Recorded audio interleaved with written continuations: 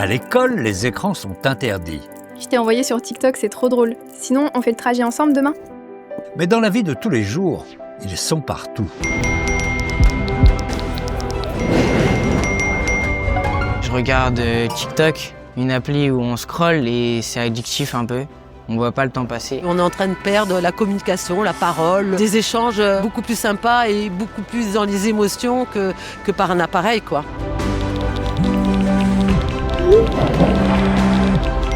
Le fait de vivre en société, forcément, il faut avoir un portable parce que sinon, on est un peu à l'écart. Je trouve que le harcèlement scolaire, déjà, c'était pas facile à mon époque, mais avec les réseaux sociaux, on est plus facilement masqué. Il y a des publicités de femmes qui font des choses qui sont pas censées être exposées en vidéo au public. Ça t'a choqué ? Oui. Et ce qui est délicat, c'est que ça coupe la relation, ça coupe les temps d'échange, de dialogue. Nous, on se pose beaucoup de questions, on ne sait pas trop quelle attitude adopter. Si effectivement on cède au téléphone ou on diffère un peu, mais je ne sais pas. Le problème, ce n'est pas l'écran. Le problème, c'est quand il prend toute la place, la nuit, en classe, à la maison. Cette vidéo n'est pas un procès à charge, juste un mode d'emploi. Elle est là pour vous aider à reprendre la main.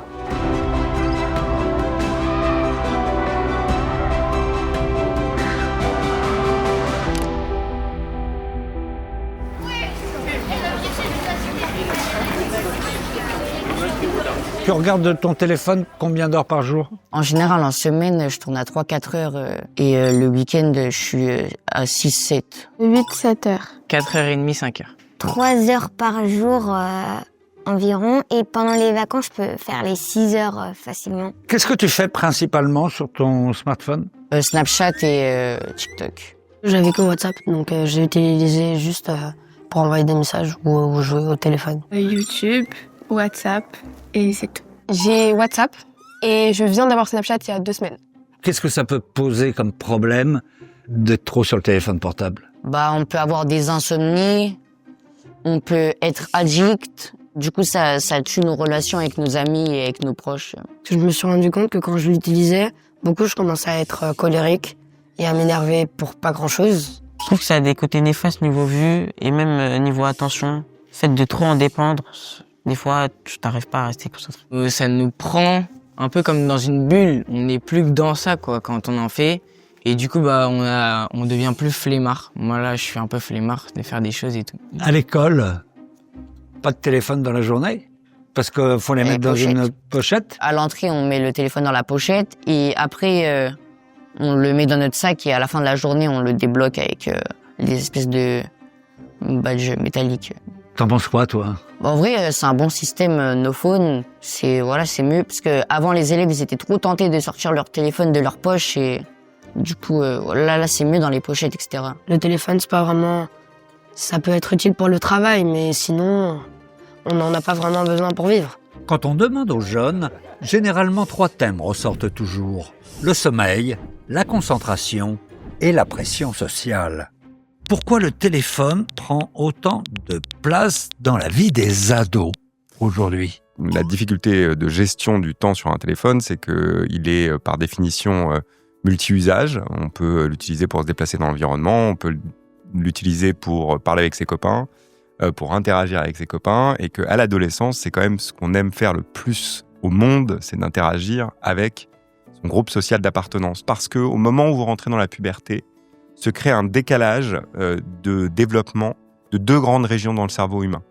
Les régions dédiées aux émotions, à notre capacité à interagir avec les autres, au plaisir qu'on peut avoir justement à interagir avec les autres. Tout ça, finalement, ça enclenche un système qu'on appelle le système limbique. C'est aussi le système de la motivation. Et ce système, il a comme particularité d'être très fonctionnel, d'avoir fini son développement au début de l'adolescence. Nous, dans notre cerveau d'adulte, on a un autre système qui est le système préfrontal, qui est juste derrière notre front, qui est un système en fait de régulation de l'activité du système limbique. En gros, c'est ce qui permet de réguler un tout petit peu à la baisse nos émotions négatives et à la hausse nos émotions positives. Et ce système-là, chez les adolescents, il n'est pas encore fonctionnel. Il va prendre 10 ans pour être fonctionnel. Et donc, il y a un décalage qui s'opère entre ce système limbique hyper fonctionnel et un système préfrontal qui n'est pas encore tout à fait fonctionnel. Et ce décalage-là, ça fait qu'à l'adolescence, on est en fait dans une situation où on est quasiment une cocotte minute émotionnelle.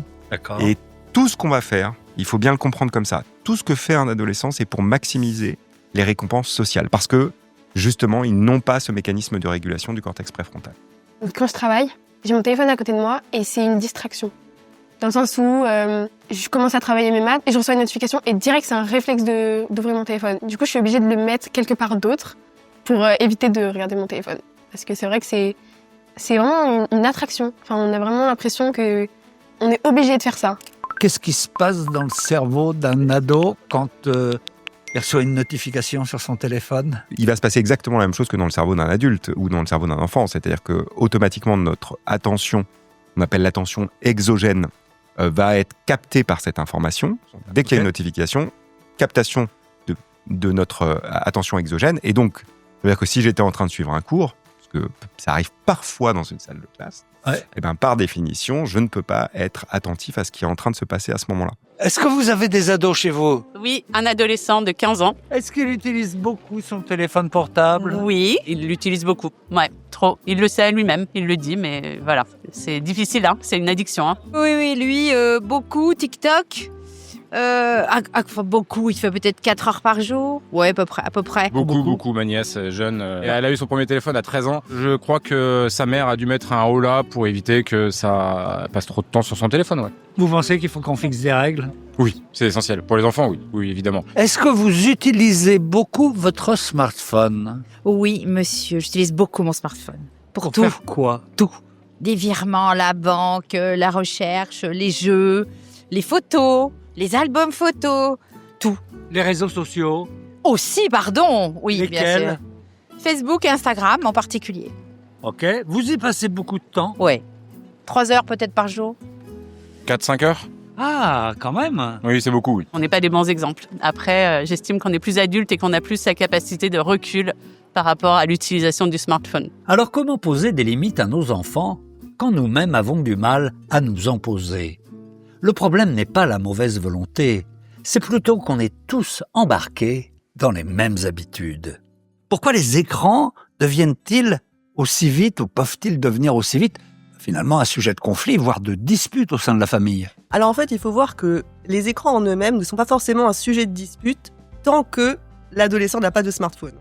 Pourquoi ? Parce que tant que l'ado a une console, le parent sait ce qu'il fait. Quand il a une tablette, à la tablette, quand on sort de la maison, on l'arrête. Quand il est sur l'ordinateur de la maison, on passe pas toute sa journée dessus. Donc en fait, le parent perd le contrôle à partir du moment où l'enfant a un smartphone. Pourquoi ? Parce que pour l'enfant, le smartphone, c'est vraiment quelque chose de très intime. Il est tout le temps connecté, donc ça veut dire que au niveau réseau, amis, contenu, il a accès à tout le temps. Et il faut voir aussi que les applications sur les smartphones sont faites pour capter et garder l'attention. Et ça, un adolescent, il sait pas le gérer parce que son cerveau, il est toujours en construction. Donc le parent, qu'est-ce qui se passe ? Il voit son enfant qui est très happé par cet outil qui, pour l'ado, est une extension relationnelle et émotionnelle de ce qu'il vit au quotidien. Donc le parent, ça l'inquiète. Donc qu'est-ce qu'il fait ? Il réagit, voire surréagit, il panique. Et c'est là où il va s'énerver, c'est là où il va vouloir qu'il s'arrête, il pose ton téléphone, tu passes trop de temps dessus. Et l'adolescent, quand on le réagit comme ça, et bien forcément, il va surréagir de l'autre côté et c'est le conflit assuré. J'ai un contrôle parental, donc je suis assez limitée, mais en général, je prends le téléphone de ma grand-mère parce qu'elle est laxiste un peu, du coup, elle me le donne. J'aimais bien détourner le contrôle parental. Des fois, j'étais avec mes amis et là, d'un coup, mon téléphone, il se bloquait. Et donc, ça me frustrait, etc. Qu'est-ce qui se passe dans la tête d'un ado quand son père ou quand sa mère lui dit « Pose ton téléphone ». 2 choses principalement. La première, c'est que déjà, l'ado, il n'entend pas une demande, il entend un ordre. Comme on est dans une période où l'autonomie est quelque chose de très important, au lieu d'entendre « S'il te plaît, pose ton téléphone », il va entendre « Je te contrôle, je décide pour toi ». Et donc là, 100% des cas, résistance assurée. Et la deuxième chose, c'est le sentiment d'injustice. L'ado pense toujours qu'il n'a pas passé assez de temps et quand on lui donne pas de raison valable pour arrêter, eh bien forcément, colère, énervement et dispute. Donc en fait, le problème là, c'est pas tant l'ado que la façon dont vous allez formuler la demande et la façon dont vous allez le préparer à arrêter.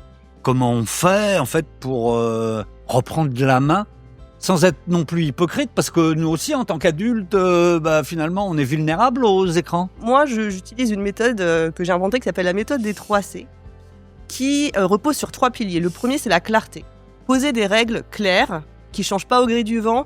C'est pas pose ton écran, maintenant t'as passé trop de temps dessus. Trop de temps, c'est combien? L'ado ne sait pas. Le deuxième pilier, c'est la coopération. Il faut que l'enfant participe à la création des règles. S'il ne participe pas, vous avez aucune chance qu'il les respecte. Et le troisième, c'est la constance. Il faut que le parent soit le gardien des règles et que sa posture soit stable dans le temps. Alors comment ça se passe ici avec les téléphones portables dans l'école? Eh bien, on a mis en place cette année le dispositif avec les pochettes No Phone. Ça nous a permis de réduire un peu les problématiques qu'il y avait avec les téléphones. Parce que souvent, en fait, les élèves, avant les pochettes, consultaient le téléphone aux toilettes. Il y avait aussi des problèmes de triche lors des évaluations, parfois avec le téléphone. Donc ça a permis de réduire quand même toutes ces problématiques. Ils ont bien réagi. Ça n'a pas été du tout un sujet. Et certains l'ont dit, ça a été un peu... Alors une libération, j'exagère un peu.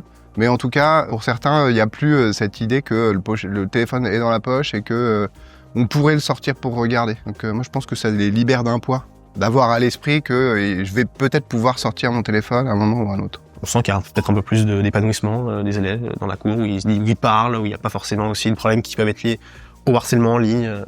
Donc ça, c'est bien aussi. T'as le sentiment qu'il y a moins de harcèlement? En tout cas, j'ai l'impression qu'il y a une assez plutôt bonne ambiance. Il y a parfois dans des classes, il y a des élèves qui sont un petit peu mis de côté, etc. J'ai l'impression que cette année, c'est moins le cas. J'ai l'impression qu'il y a un peu plus de cohésion de toutes les classes ensemble, qu'il n'y a pas plusieurs groupes. Donc il y a plus de cohésion entre les élèves. Il y a toute une éducation à faire. Je refuse d'être dans une posture où on diaboliserait l'écran. C'est un moyen d'information important pour les élèves. C'est un outil de travail aussi pour les élèves. Il est important que dès le collège, on puisse faire en sorte qu'ils développent des compétences numériques pour la vie future.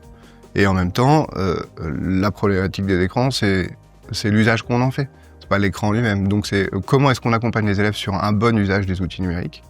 Et puis il faut bien avoir conscience aussi qu'à cet âge-là, le bon usage, ils vont pas l'avoir naturellement d'eux-mêmes.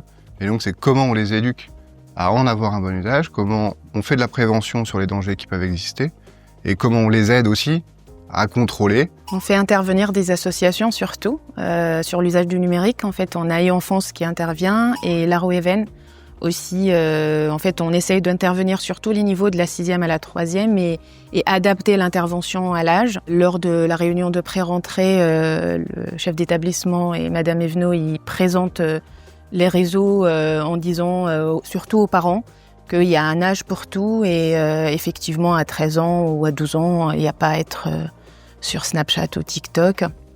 Après, effectivement, nous, on est là en prévention, mais on sensibilise, mais on ne peut pas aller au-delà. Là où on essaie d'être cohérent, c'est qu'on a tous ces outils-là. Ces outils-là font partie de demain. C'est comment, du coup, éduquer à ces outils. Mais éduquer les petits comme les grands, quoi. Et donc, on a mis en place une charte de communication où effectivement, même aux adultes, on est obligé d'expliquer, oui, vous nous avez envoyé un mail le dimanche à 22h, on est lundi 8h, on ne vous a pas répondu, mais parce qu'on a aussi le droit à la déconnexion. Donc voilà, ça passe par à chaque fois des messages, des informations, des chartes, des cadres, mais ça passe par une éducation de tous. Pourquoi l'idée de faire une vidéo sur le smartphone à la maison qui va s'adresser en particulier aux parents? Moi, mon travail, en fait, c'est de maîtriser l'usage des smartphones dans les collèges et lycées. Ce qu'on fait très bien. Mais globalement, on avait une problématique là pendant une année de retour, plutôt des éducateurs de la vie scolaire, etc., qui nous disent ok, en fait, la journée c'est bien maîtrisé, mais on a toujours la problématique à la maison. Est-ce que tu sais pas avoir une pochette pour la maison? Et globalement, déjà, légalement, on peut pas, parce que les pochettes, en fait, c'est de l'antivol, donc on peut pas donner de l'antivol à des parents, quoi. Mais l'autre problématique, c'était surtout de se dire comment moi je peux aider en tant que marque qui bloque les smartphones. Et il y a aussi en plus cette no phone qui fait en communication qui est un peu particulière parce que même moi je suis pas anti-smartphone, je suis juste pour un usage maîtrisé.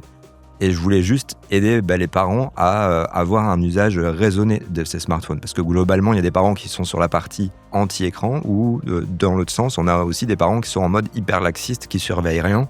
Et donc là, on tombe dans une autre vague où il n'y a aucun contrôle et l'enfant est un peu laissé dans le monde qui peut paraître sympathique si on ne s'y intéresse pas et qui peut aussi parfois être dangereux. Donc il y a un juste milieu à accorder. C'est pas impossible en fait de gérer les écrans. C'est juste que des fois on part sur des mauvaises bases ou parfois le cadre il est pas assez précis, où on n'a pas juste les 2-3 petits tips qu'il faut vraiment respecter. La plus grosse des problématiques, c'est de remettre la communication, délier les langues, partager et échanger entre eux sur le contenu et pas dramatiser directement, pas diaboliser directement parce qu'il n'y a pas de quoi. Mais il y a aussi des paliers. On ne va pas revenir directement à une solution idéale dans la tête des parents. Il y aura des paliers à passer, des petits pas à passer pour arriver à ce que le parent imagine et un juste milieu entre les deux parties en fait. Salut, moi c'est Noah, j'ai 15 ans et j'ai créé un média qui diffuse que du positif. Comment elle t'est venue cette idée? Alors en fait, j'étais chez mon grand-père, j'avais 14 ans et il regardait le journal TV. Et en fait, je vois sur sa tête qu'il est triste. Donc moi, à 14 ans, ça me rend triste de voir ça. Donc j'installe Instagram, moi qui n'y connais rien au réseau. Et je commence à poster. Pendant un an et demi, il n'y a que ma famille qui like. Et là, en mai, j'ai fait une vidéo où je me présente comme là, je viens de le faire. Et ça a fait 2 millions de vues, 100 000 likes. Jamel Debbouze qui s'abonne, Kinvey, Black M. C'est énorme. Alors venons-en au thème qui nous intéresse aujourd'hui sur on utilise trop souvent les écrans, les ados utilisent trop souvent les écrans, on a une image qui est parfois un petit peu négative comme ça. Non, les écrans ça peut être complètement positif alors. Ouais, de fou. Tout dépend. En fait, faut un peu, je dirais, programmer son algorithme. Mais en fait, le problème, c'est qu'à partir du moment où tu likes un seul truc qui est négatif et tout, après ça t'emporte dans ça et c'est dur d'en sortir. C'est quoi en fait un usage numérique, on va dire, positif qui fait du bien aux ados? C'est quoi? Selon moi, c'est plutôt des trucs de motivation, des trucs justement pour montrer comment arrêter de scroller. Et c'est du contenu comme ça que je regarde sur les réseaux. En fait, un truc qui t'enrichit, qui te sert à quelque chose. Parce que j'ai vu une étude qui disait qu'en fait, c'est presque impossible de se souvenir des 3 dernières vidéos que tu as regardées. Tu ne peux pas t'en souvenir. Alors autant regarder des trucs enrichissants qui vont vraiment te servir dans la vie, plutôt que... des fois, c'est bien des vidéos drôles pour être un peu à la légère et tout. Mais c'est beaucoup mieux du contenu intéressant. Est-ce que tu penses que les adultes ne voient pas toujours, pas du tout, parfois, les usages positifs des réseaux pour les jeunes? En fait, il y a beaucoup ce truc de voir juste, tu passes trop de temps sur les réseaux, etc. Et de repousser cette chose-là. C'est pas l'outil le problème en soi, c'est juste l'utilisation. Du coup, plutôt que de leur dire, là tu passes trop de temps sur les réseaux sociaux et tout, plutôt s'intéresser, regarder avec eux ce qu'ils regardent comme contenu. Moi, par exemple, je montre des sketchs à mon père et on rigole ensemble. Et créer une relation de confiance où plutôt que d'être en affrontement, on est ensemble autour de cette nouvelle ère. Il y a beaucoup de parents qui comprennent pas forcément ce que leurs ados vont faire sur les réseaux sociaux et tout. Qu'est-ce que tu leur conseilles de faire à ces parents-là alors? Je les comprends, mais c'est vraiment ce truc-là de s'intéresser à quel contenu ils consomment. Limite, scroller avec lui un peu. C'est un peu contre-intuitif, mais je pense vraiment que ça peut créer du lien entre l'enfant et l'adulte. Le groupe Apple, concepteur de l'iPod, a dévoilé ce matin l'appareil qui fait tout, en tout cas en théorie, musique, vidéo, photo, internet et bien sûr téléphone. Le problème principal avec les smartphones, c'est un équipement individuel. Ça a 20 ans à peu près, depuis que les smartphones sont entrés dans notre vie. Le premier iPhone, c'était 2007. Et donc, ça a beaucoup individualisé la manière dont on accède à l'information, au divertissement, à la communication. Donc, une manière constructive de mettre cet objet au sein de la famille, c'est de partager les contenus, dire ce qu'on fait, créer du lien. Et aussi, ce qui est difficile, c'est qu'on est une génération de parents, nous, qui sommes très connectés. Donc, on attend de nos enfants qu'ils soient exemplaires avec leur téléphone, leur smartphone, dès lors qu'ils en ont un. Mais nous-mêmes, on a du mal à donner l'exemple. Donc, c'est une aventure collective. Alors, comme on s'adresse beaucoup aux parents, qu'est-ce qu'on peut conseiller en famille de créer des petits rituels? Dans le livre que j'ai coécrit, Faire la paix avec nos écrans, c'est un travail qui nous a pris 1 an pour à la fois poser ce qui pour nous était le plus important. Et donc ça tient dans un acronyme qui s'appelle PLAY. PLAY, c'est l'invitation et la joie d'être ensemble, le retour aussi au jeu. Et ça tient dans 4 grands principes, parce que PLAY, c'est un acronyme. Donc le premier, c'est P, c'est partager la vie numérique de nos enfants, pour pouvoir justement leur transmettre aussi un certain nombre de valeurs et de principes sans forcément être un expert. Le deuxième pilier, c'est libérer du temps sans écran. Prendre conscience que cette technoférence, cette interruption permanente des écrans dans nos interactions quotidiennes, elle abîme nos relations. Accueillir les émotions de nos enfants sur ce qu'ils vivent en ligne. Et à la fin, le yes. yes or no, c'est la boussole du cadre. Ce qui me semble le plus juste et le plus apaisant, c'est de définir ensemble pour la famille un cadre qui est pensé ensemble et respecté ensemble. Ça veut dire qu'il engage aussi que les adultes le respectent. Donc si par exemple on dit pas d'écran à table, un contrat, alors un contrat plus ou moins. Nous on a fait signer à nos enfants, ils sont engagés comme ça, on peut leur dire t'as vu. Et nous aussi ils nous disent t'as vu, tu respectes. Mais ça marche. Nous ça marche parce que ça fait quelque chose comme un pacte de confiance. Ok. Et d'attention et en fait d'amour qu'on se porte les uns aux autres pour dire en fait les écrans. On adore regarder des films en famille, on adore partager des parties de jeux vidéo, on adore faire des choses ensemble, mais en fait, ils doivent rester à leur juste place pour pas être envahis. Et donc, le yes or no, c'est poser ce cadre pour savoir à quoi on dit oui, à quoi on dit non, et le définir ensemble. Poser le portable, donner du temps quand on peut leur en donner, manger avec eux, passer du temps à ce qu'ils ils nous expliquent la journée, l'école, etc. Après, ils font leur vie, ils vont se coucher. Là, on a du temps pour le portable. Mais il faut vraiment, avec ma femme, on essaye de dédier ce temps-là à eux, à être physiquement présents, mentalement présents avec eux aussi. C'est ce qu'on essaye de faire.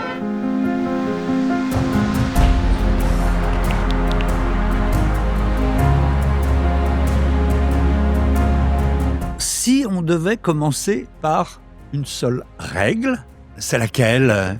Et que c'est un cadre, c'est ça ? Alors moi je dirais que si on veut commencer par une seule chose sans aller jusqu'au cadre global, c'est vraiment de clarifier les règles que vous voulez mettre en place.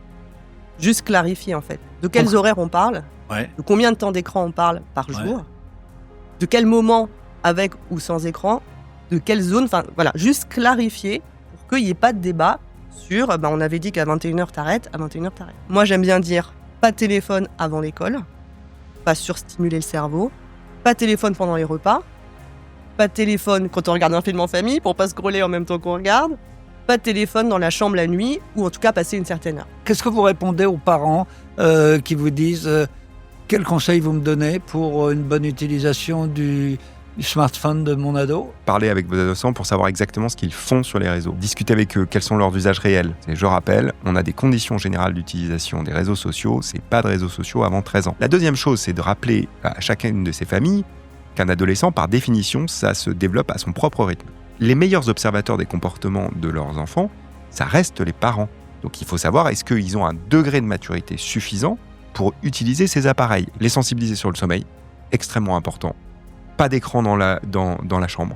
Pas d'écran, ça veut dire pas de télé, pas d'ordinateur, ou en tout cas des moyens d'exercer un contrôle parental par rapport à ça.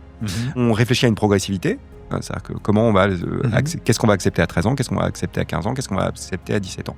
La dernière chose, pour les parents, c'est de leur dire, si vous voulez vraiment qu'ils y passent un peu moins de temps, il va falloir que vous leur fassiez confiance, notamment pour se déplacer seuls dans l'espace public. Je remarque qu'aujourd'hui, les enfants de nos sociétés ne se déplacent plus seuls dans l'espace public. Et ça, c'est un très bon moyen de faire autre chose que d'être sur un écran.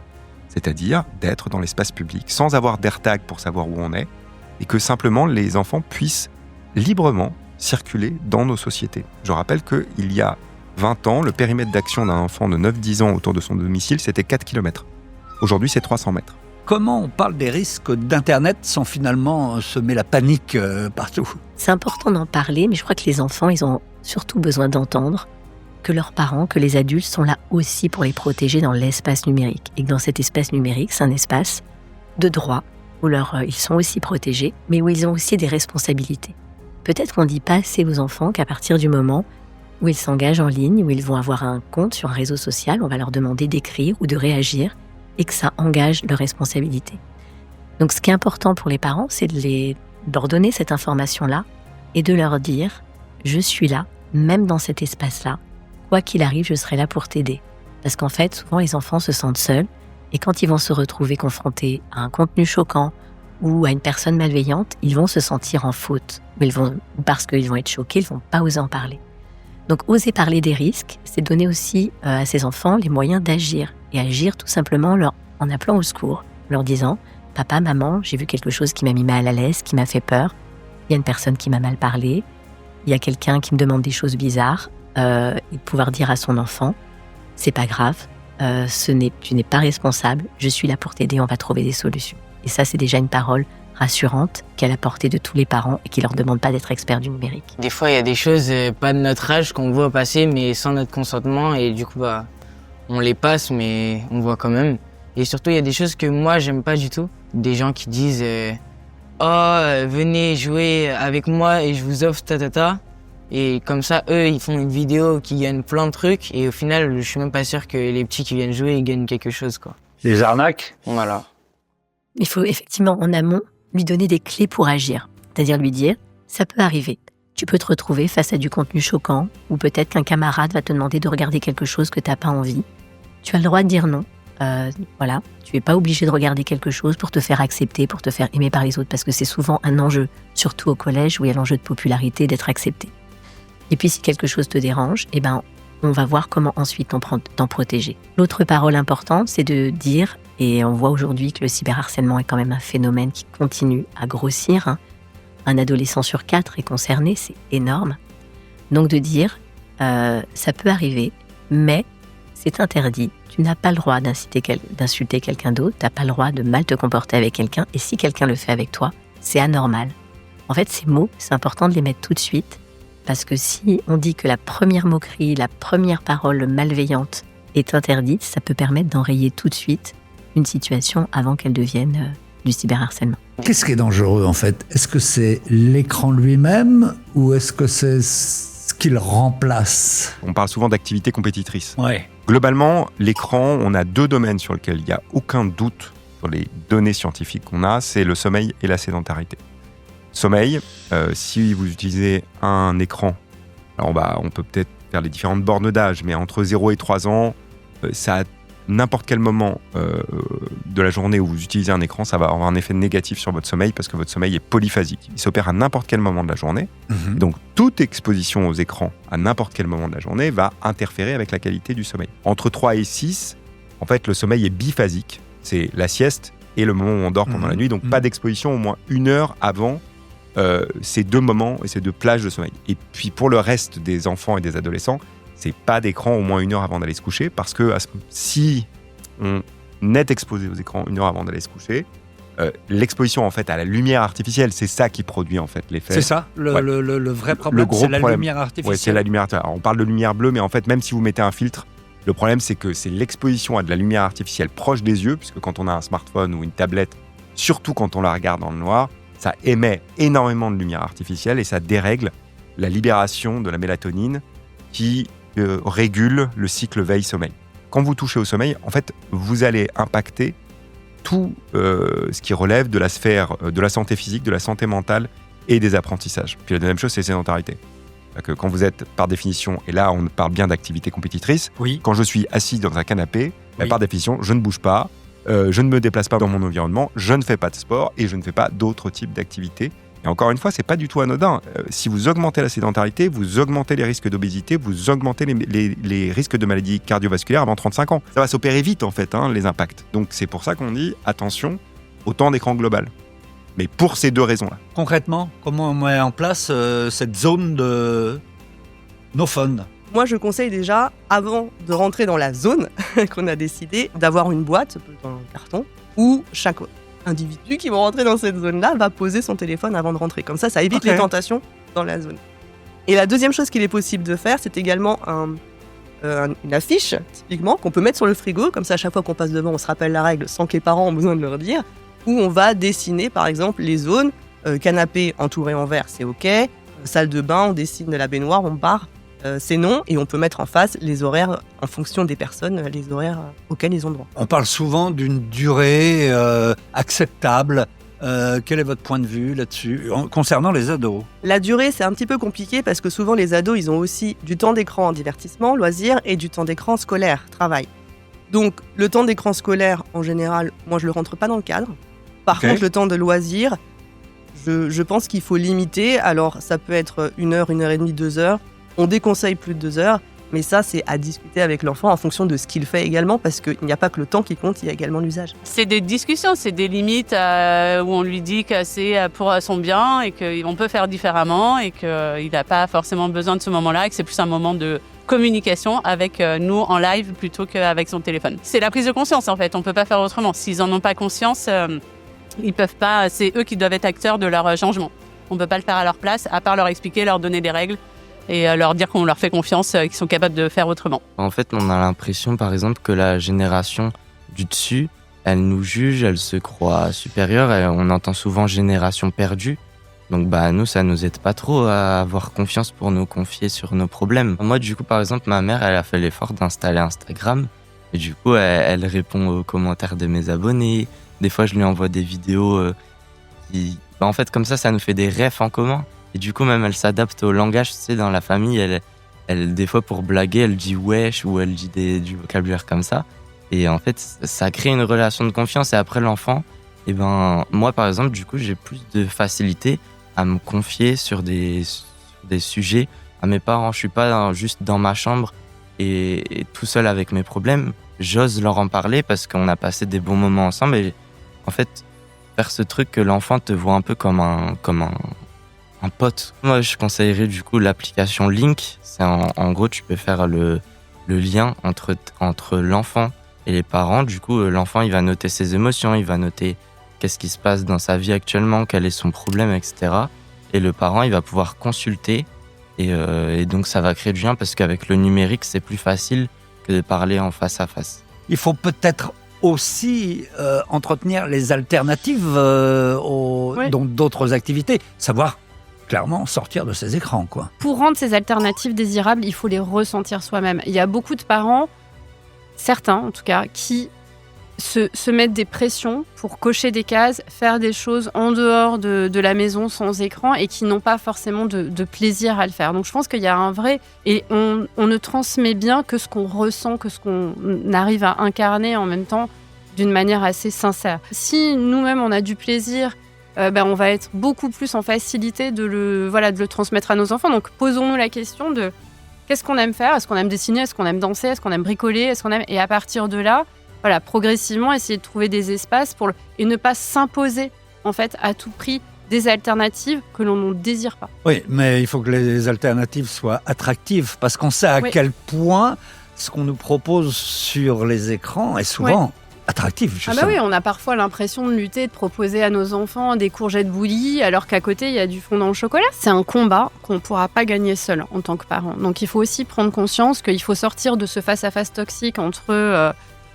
moi, mon enfant et l'écran au milieu. Il faut se mettre à côté, se dire ok, on a ces écrans qui nous fascinent, qui nous fatiguent tout autant. Comment en fait on trouve ces alternatives désirables ? C'est aussi en s'appuyant sur des associations, sur des collectivités de parents. Il faut penser ces choses ensemble parce que si on reste dans ce sentiment d'isolement, il y a de fortes chances qu'on se décourage.